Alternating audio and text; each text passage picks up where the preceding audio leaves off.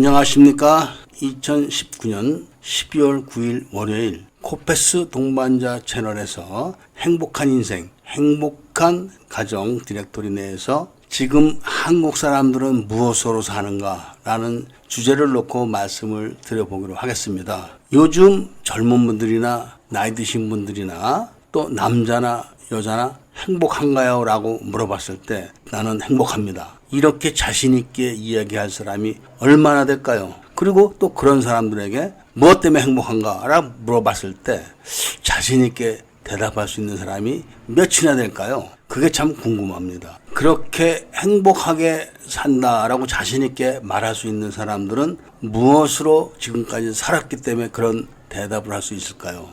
저는 그런 것도 참 궁금합니다. 왜냐하면은 한국이란 사회 구조가 또 정신세계가 행복과는 담을 쌓고 살아야 되는 그런 세상이기 때문에 그렇게 생각을 하는 것입니다. 과연 우리는 무엇으로 지금 살아가는가? 이것에 대한 대답을 지금부터 한번 이야기를 해보도록 하겠습니다. 그러니까 대한민국 정부가 수립되기 전에는 대일본제국 신민으로 살았습니다. 나라를 뺏겼기 때문에. 그러니까 그때는 이야기할 게 없고 그 이전에 조선시대는 우리는 무엇으로 살았습니까? 바로 충효 사상으로 살았다는 것을 우리는 다 기억을 할 겁니다. 그런데 지금 우리는 무엇으로 세상을 살아갈까요? 대답할 말이 하나도 없습니다. 책을 읽어보면 홍익인간이 우리의 목표다. 이런 이야기를 하는 사람이 많습니다만은 홍익이라는 단어가 열차간에서 김밥하는 홍익회 회원들이나 쓰는 것이지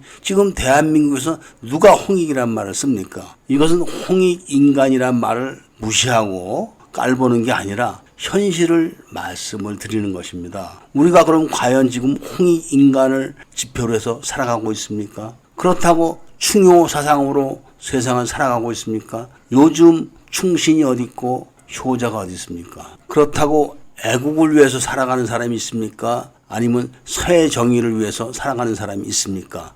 서해 정의를 위해서 살아가고 싶어도 서해 정의가 없는 세상입니다. 애국을 하고 싶어도 애국하는 방법이 다 틀려서 애국을 잘못하면 욕을 먹는 그런 시대가 바로 지금입니다. 그렇기 때문에 한국 사람들은 살아갈 이정표가 없기 때문에 모두 다 행복하지 못한 겁니다. 아무리 돈을 많아도 아무리 권력이 높아도 행복하지가 못한 겁니다. 아무리 많이 배워도 행복하지가 못한 겁니다. 지금 대한민국에서 돈이 제일 많은 사람이 누굽니까? 이건희 삼성회장 아닙니까? 아직은 죽질 않았으니까. 그리고 그의 아들 이재용 삼성 부회장도 돈이 많은 사람들입니다. 이런 사람들이 지금 행복할까요? 이건희 회장이 지금 행복합니까? 자식들 다 이혼하고 막내딸 자살하고 그렇게 세상을 사는 사람입니다. 그렇다고 이재용 부회장은 행복합니까? 벌써 징역을 몇 번이나 갔다 왔습니까? 그리고 지금도 또 징역문을 문고리를 잡고 있는 그런 신세가 아니겠습니까? 제가 이건희 회장님이나 또 이재용 부회장님을 만날 일은 없겠지만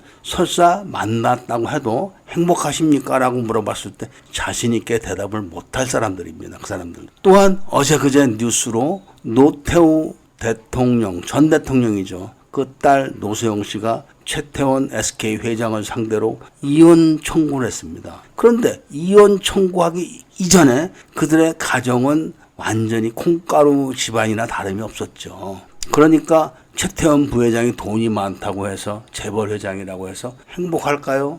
그 사람의 삶을 보십시오. 지금 누구하고 살아가는가? 결국은 남의 여자를 데려다 지금 사는 거 아니겠습니까? 그런 데서 행복이 나올 것 같습니까? 절대로 그렇지 않죠. 그럼 문재인 대통령은 지금 행복할까요? 제가 봤을 때는 절대로 그렇지 않습니다. 얼마 전에 조국이라는 사람이 지금 얼마나 비참하게 돼 있고 거기서 높이 또 높다 이렇게 자부했던 사람들이 지금 다 도망질을 치고 숨어야 되는 그런 입장에 놓여 있는 것을 우리는 잘 알고 있습니다. 그 사람들 손톱만큼도 행복하지 않습니다. 그리고 도리라고 하는 그런 많이 배워서 유식한 그런 사람이라고 행복할까요? 제가 봤을 때는 그 사람은 책장, 지식을 많이 갖춰놓은 책장은 돼도 행복하고는 거리가 먼 사람이라고 보여집니다. 그럼 도대체 돈이 아주 많고 또 권력을 아주 많이 갖고 있고 또 아주 많이 배워도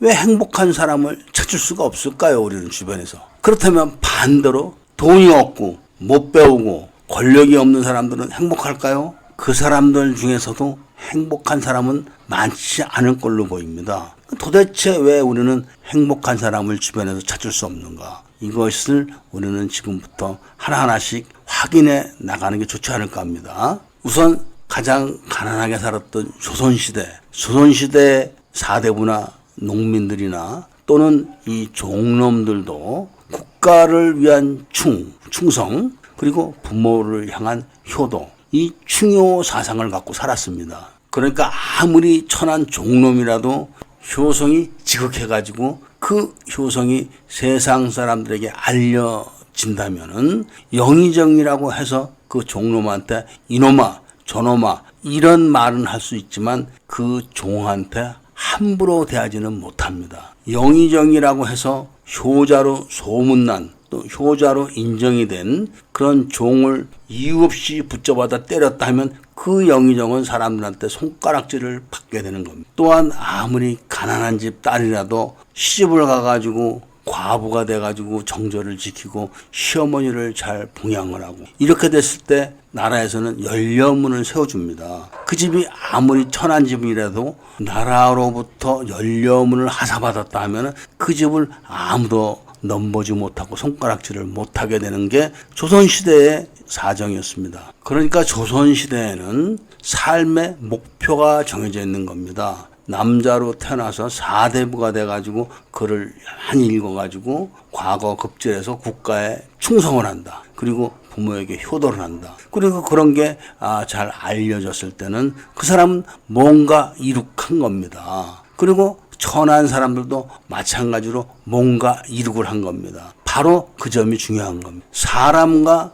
짐승의 차이는 바로 거기에 있는 겁니다. 사람은 태어나서 죽을 때까지 뭔가 이루어야 됩니다. 그것이 인간의 도리입니다. 그런데 짐승은 태어나서 죽을 때까지 아무것도 이루는 게 없는 겁니다. 자기 입만 챙기고 성욕이 생기면은 힘으로 성욕을 해소하고 새끼를 낳아도 돌보질 않습니다. 이루는 게 없는 게 짐승의 세계입니다. 그런 짐승들에게는 행복이라는 게 있을 수가 없겠죠. 만족은 있을 수가 있어도 행복은 있을 수가 없는 겁니다. 그런데 인간으로 태어나서 뭔가 이루는 그런 사람들은 행복감을 느끼는 겁니다. 그 차이가 바로 인간과 짐승의 차이입니다. 그런데 여기서 우리가 또 하나 짚고 넘어갈 게 있습니다. 조선시대 때는 아주 못 살았습니다. 그런데 지금 대한민국은 세계 10대 무역 강국이다. 군사 대국이다. 이런 말을 씁니다. 그리고 어디 나가도 한국 사람이다. 이렇게 자신 있게 이야기할 수 있는 그런 세상에 살고 있는데도 뭔가 이루었다. 이렇게 자신 있게 말할 수 있는 사람이 대한민국에서는 몇 안 됩니다. 이재용 부회장이 재벌의 자식으로 태어나서 그 재벌의 부를 유지 관리하는 그런 행복감은 있을지는 몰라도 그 사람이 무언가 이루어냈다. 그런 거는 제가 봤을 때는 없는 것 같습니다. 얼마 전에 타계한 롯데가의 신회장, 그 양반도 많은 부인들과 그 사이에 자식들을 낳고 말년에 징역을 가네 마네 자식들이 징역 가는 걸 보고 재산이 뭉텅뭉텅 떨어져 나가는 것을 보고 행복했을까요? 돈 버는 재주는 좋고 돈을 관리하는 재주는 뛰어날지 몰랐지만 행복을 가꾸는 그런 재주는 제가 봤을 때는 부족하지 않았나. 그런 생각을 하게 되는 게 그 사람의 인생살이가 아니었나 봅니다. 이런 간단한 사실 몇 가지만 봐도 행복은 돈과 권력과는 거리가 있는 겁니다. 또 가난한 사람들의 삶을 봐도 또 우리는 그것을 인정할 수밖에 없습니다. 그럼 지금 우리는 세계 10대 무역 강국에서 살면서 무엇으로 살아야지 만족하고 행복할까요? 아무것도 하지 않고 공부만 드립다 해대면 행복할까요? 그렇게 해서 사법고시 붙어가지고 판검사가 돼가지고 뒤로 돈이나 받아가지고 못된 짓을 하는 게 그렇게 하면 행복할까요? 또 수단과 방법을 가리지 않고 돈을 악착같이 긁어 모았다고 해도 행복할까요? 돈만 많으면은 그것도 아닌데 그럼 무엇으로 우리는 살아야 행복할까요? 이것이 참 고민이 되는 세상이 바로 지금의 세상이 아닐까 합니다. 제가 삶을 되돌아보면서 느껴보면 한국 사람들이 행복감을 잃고 사는 게 아마 2000년 정도가 아닐까 그런 생각을 합니다. 물론 틀린 생각일 수도 있습니다. 왜냐하면 2000년 이전에는 많은 사람들이 삶의 목표를 갖고 있었습니다. 그리고 그 삶의 목표가 노력을 하면 달성이 되는 그런 세상이었죠. 그러니까 많이 배우지 못했다 하더라도 노동을 해서라도 집을 살 수가 있었고 가족을 부양을 할 수가 있었습니다. 그러니까 특별하게 어떤 사상이 없더라도 내가 뭔가 이렇게 해낸다. 바로 가족을 부양하고 새끼를 키워야 된다. 이런 목표를 갖고 노력을 하면 그것이 이루어지는 그런 세상에 살았기 때문에 2000년 이전에는 사람들이 행복한 표정이 많았었습니다. 그런데 지금은 배우지 못한 사람이 노동을 해가지고 집을 사고 가정을 일굴 수가 있을까요? 딱 선을 그어가지고 무조건 아니다 이렇게 말할 수는 없지만 전반적으로는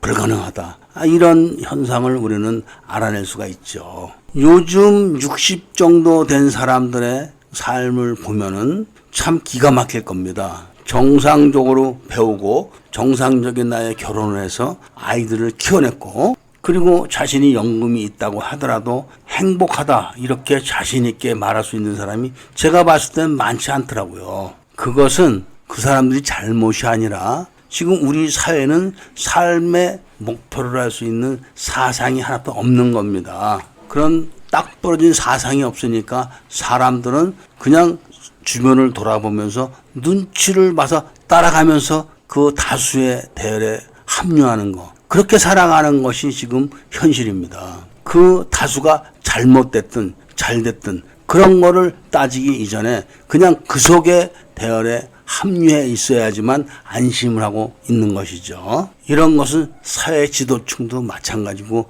국가 최고 권력자들도 마찬가지입니다. 국가 지도자들이 통치 철학이 없어서 나라가 몇 년 사이 대통령 몇 명을 거치면서 절단이 나는 겁니다. 그렇다고 그 몇 명의 대통령들이 다 못된 사람이냐? 그런 것도 아닙니다. 그냥 철학이 없다 보니까 통치 철학이 없고 통치 이념이 없다 보니까 나라가 그렇게 되고 국민들의 삶이 거기에 또 따라서 그렇게 넘어가는 겁니다. 그럼 우리 같은 서민들은 어떻게 살아야지 행복할까? 이거를 고민하지 않을 수 없는 것이죠. 국가와 사회 그리고 지도자들이 국민들에게 행복의 길을 가르쳐주지 못할 때는 일단 스스로 행복의 길을 찾아 나서야만 되는 것입니다. 누가 행복을 주겠습니까? 자기가 찾아서 자기가 가져야 되는 것이죠. 그렇지 못하고 그냥 그렇게 저렇게 살다가 불행하게 일생을 마치면 그 사람의 인생은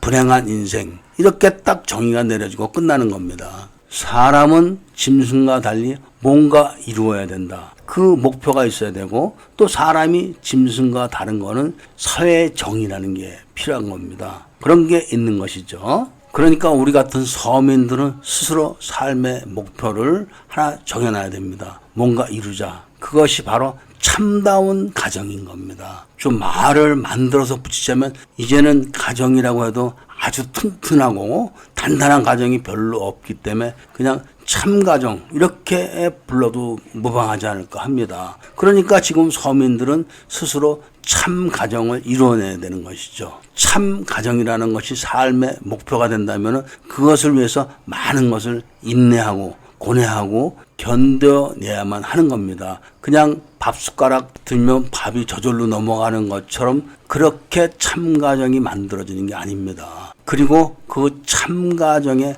바탕은 정의가 돼야 되는 겁니다. 정의. 정의가 바탕이 된 그런 참가정을 이루어냈을 때 사람들은 진정하게 행복감을 느끼게 될 겁니다. 돈이 많지 않다 하더라도 그런 참가정을 갖고 있는 사람들이 많으면 그 사회는 부강해지는데 지금 대한민국은 그렇지가 못합니다. 그런데 앞으로 얼마 안 있으면은 그런 참가정을 가진 사람들을 부러워하는 시절이 올 겁니다. 오늘은 일단 우리가 삶의 목표를 갖자. 그런 말씀을 드리고 다음 시간에는 참가정을 어떻게 만들고 어떻게 이루어 가는가 거기에 대한 말씀을 드리도록 하겠습니다. 구독과 좋아요, 추천을 부탁드리면서 오늘 이야기를 여기서 끝내도록 하겠습니다. 이야기를 들어주셔서 감사합니다.